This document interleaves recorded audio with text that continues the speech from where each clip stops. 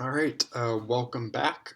So we're going to use this time to kind of talk about bias a little bit in sampling. And so I think bias kind of has a regular kind of English meaning to it. But when people use the word bias in kind of everyday vernacular or everyday talk, they don't necessarily use it as its statistical meaning.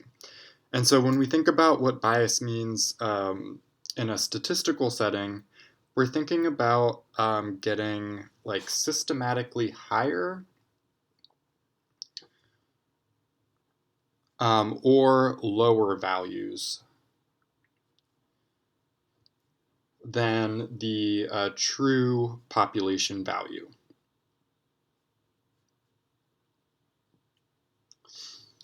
And so this kind of systematic idea kind of gets at that if we were to kind of repeat our sampling procedure over and over again, then if we kind of on average got a higher value than what the truth was, then our sampling procedure would have some bias in it. So for our lake example, we might maybe suppose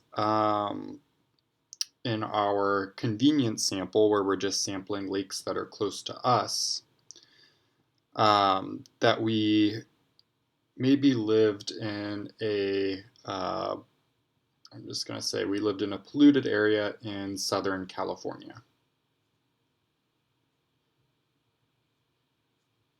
All right, so I'm being kind of ignorant because I don't actually really know if lakes are more polluted in Southern California. But just for an example, then it's kind of a pretty easy logical jump to say that the lakes in our sample would be biased high for the dissolved organic carbon.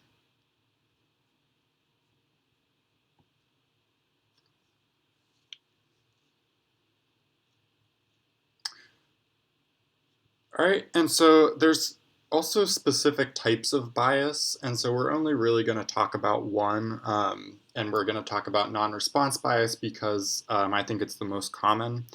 And so by definition, non-response bias is bias introduced because some people do not respond.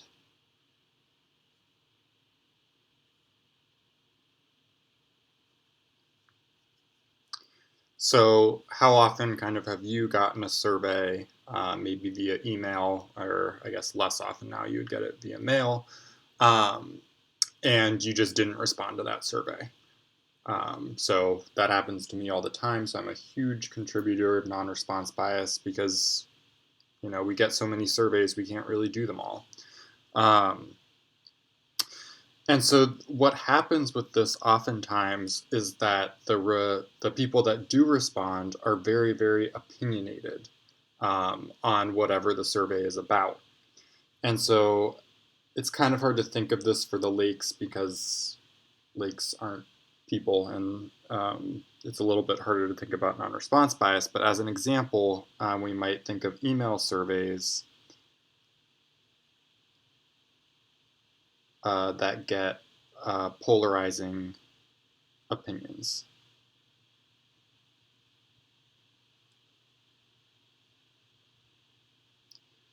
All right, so maybe if you're really passionate about food issues and someone sends out a survey about being vegan or vegetarian or pescatarian, then you might be more likely to respond to that survey because you're very, very passionate about either one way or another these food issues.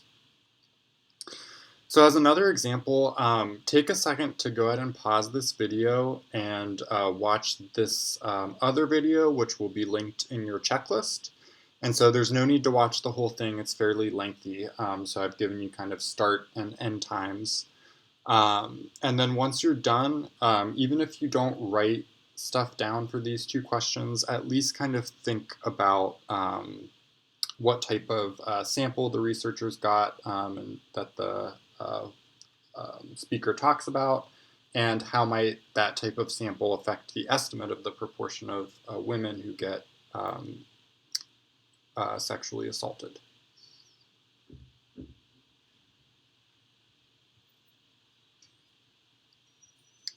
Okay, so if you kind of thought about the type of sample that the researchers get, I think the most natural is, or way to think about it, is that they got a volunteer sample, because people in their study kind of volunteered to complete this survey. And so, because of that, there could be non response bias.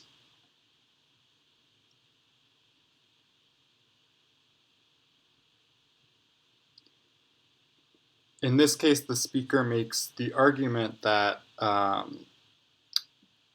that women who have been sexually assaulted might be more likely to answer the survey,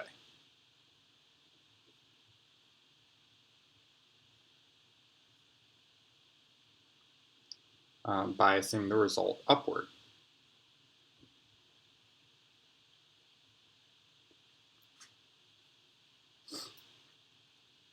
And I really like her quote at the end about this being such a serious matter, and kind of we really need to kind of think about how all of this data is collected and how that could affect some results. Because she talks about some other issues as well, which I think are also relevant to any sort of conclusions that we might draw. Okay, and so that kind of rounds out our discussion of different sampling strategies. So we've talked about some random sampling strategies, some non-random sampling strategies, and now we've talked about this idea of bias and how those non-random sampling strategies might lead to certain biases being present in our results.